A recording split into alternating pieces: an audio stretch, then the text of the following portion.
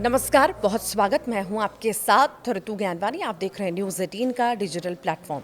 रूस ने यूक्रेन की ऊर्जा व्यवस्था पर बड़े पैमाने पर हमला किया है, जिससे कई इलाकों में बिजली गुल हो चुकी है।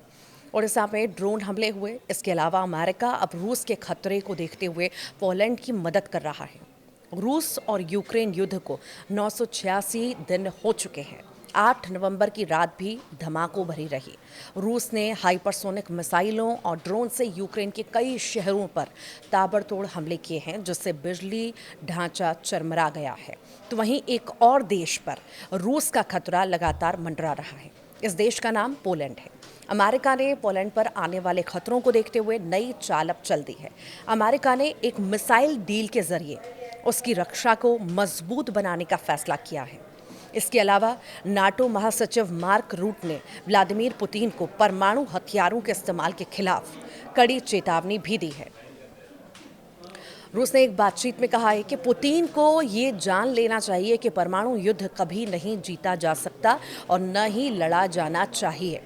आइए जानें रूस यूक्रेन युद्ध को लेकर क्या बड़े अपडेट सामने आए हैं। तो 8 नवंबर की रात रूस ने यूक्रेन पर ड्रोन और मिसाइलों से भीषण हमला किया। कीव पोस्ट की रिपोर्ट के मुताबिक रूस ने किंझाल हाइपरसोनिक मिसाइल, क्रूज और बैलिस्टिक मिसाइलें दागी। हमले के मुख्य निशाने जो रहे कीव, खार्किव, दिनीप्रो और चेरनिहिव और क्रेमेंचुक जैसे बड़े शहर रहे। राजधानी कीव में सुबह करीब 4:30 बजे जोरदार धमाके सुनाई दिए। मेयर विताली क्लिचको ने बताया कि पेक्सर्की जिले में गिरते ड्रोन मलबे से आग लगी, जो बाद में बुझा दी गई। 4 ट्रक और कई इमारतें क्षतिग्रस्त हुई। पोलैंड को अमेरिका की नई मदद। वहीं दूसरी तरफ अमेरिका ने पोलैंड के लिए AIM-9X side winder block second technical मिसाइलों के सौदे में $100 मिलियन की वृद्धि मंजूर की है।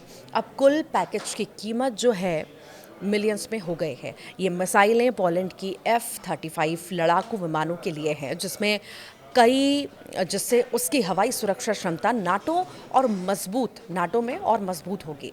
अमेरिका ने कहा है कि रूस की सीमा पर स्थित पोलैंड हमारी प्राथमिक सुरक्षा रेखा है। ट्रंप को ताकत दिखा रहे जेलेंस्की, ये भी बड़ी बात है। यूक्रेन के राष्ट्रपति व्लादिमीर जेलेंस्की ने कहा है कि रूस ने खार्किव क्षेत्र के वोचांस्क शहर के पास बड़ी संख्या में सैनिक तैनात किए हैं। उन्होंने कहा है कि रूस का पूर्वी शहर पोक्रोव्स्क पर हमला इस बात का दिखावा है कि वो अमेरिका राष्ट्रपति डोनाल्ड ट्रंप को अपनी सैन्य उपलब्धि दिखाना चाहता है। Institute for study of war की रिपोर्ट के मुताबिक रूसी सैनिकों ने शहर में मामूली बढ़त हासिल की है और अब खार्किव शहर को तोपों की रेंज में लाने की कोशिश भी जारी है। यूक्रेनी सेना ने दावा किया है कि कुछ रूसी सैनिकों ने वोवचांस्क में झंडा फहराया और वीडियो भी बनाया, लेकिन कुछ ही मिनटों में यूक्रेनी ड्रोन ने उन्हें मार गिराया। रूस यूक्रेन युद्ध के बाकी भी अपडेट सामने आए हैं। अमेरिका ने हंगरी को रूस से तेल गैस खरीदने पर 1 साल की छूट दे दी है।